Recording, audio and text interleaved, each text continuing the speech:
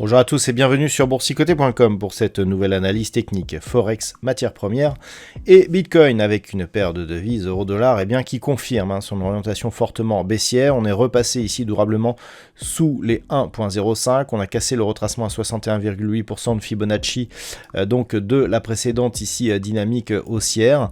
Ce retracement était proche ici de la zone des 1.05 et donc on s'achemine vers un retracement total de cette dynamique. On avait même ici une configuration de retournement alors qu'il n'était pas très clair. Lorsqu'on la regarde en daily, ça ressemble, ce n'est pas vraiment pur, mais ça ressemble à une configuration en diamant. Phase d'élargissement ici de la volatilité, resserrement et puis sortie en force. Et donc clairement, si c'était un diamant, déjà l'objectif il a déjà été atteint et on est clairement ici sur un retournement qui pourrait nous ramener ici sur cette zone majeure. Alors cette zone majeure, elle est importante. Historiquement, elle correspond à un plus bas qui n'a plus été coté depuis de nombreuses années. Le dernier contact, il se situait ici en 2016 et lorsque l'on recule ici dans cette vue hebdomadaire, il faut vraiment retourner à des période donc en 2002, c'est-à-dire il y a 20 ans, pour revenir ici sur cette phase de cotation. Donc cette zone ici des 1,0360, il va vraiment falloir la surveiller un petit peu comme le lait sur le feu, puisque en cas de rupture, on aurait des signaux techniques très importants qui pourraient provoquer une accélération de cette paire de devises en direction d'une parité. C'est ce qui est visé par certains analystes. Donc il va falloir surveiller.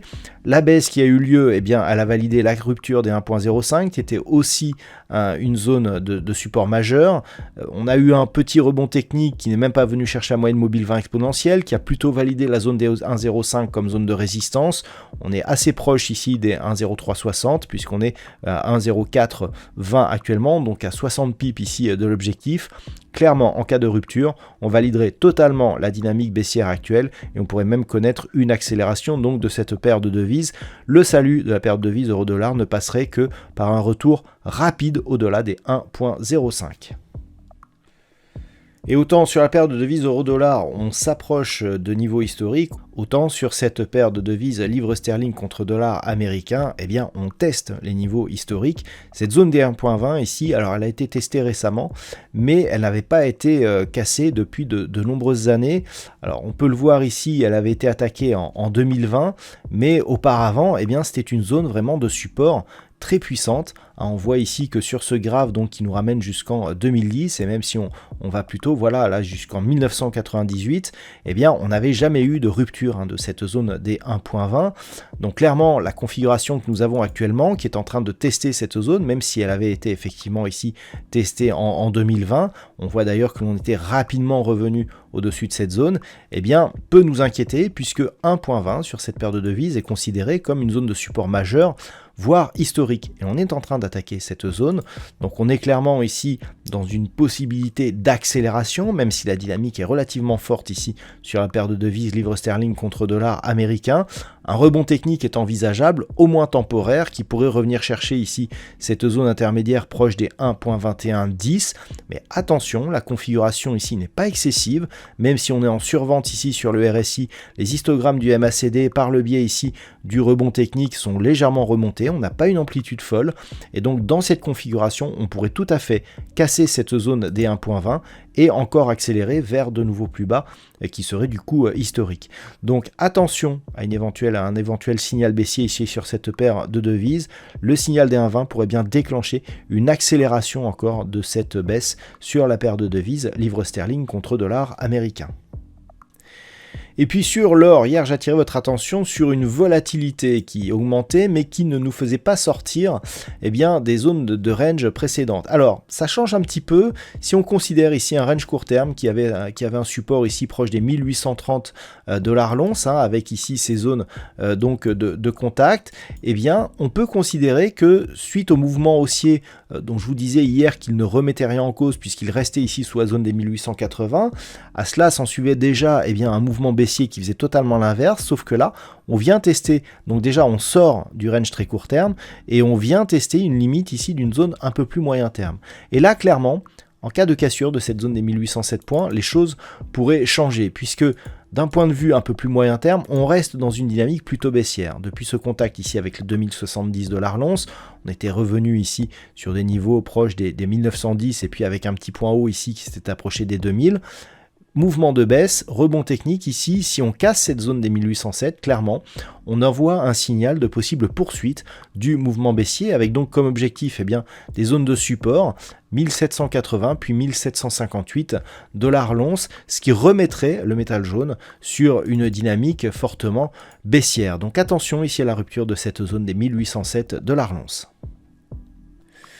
Et puis sur le WTI, il semblerait que l'on ait une zone de résistance qui est en train de se déclarer. Cette zone ici, sur laquelle on a buté par deux fois, proche des 121 $ le baril, on est très proche ici des 120, 90, 121.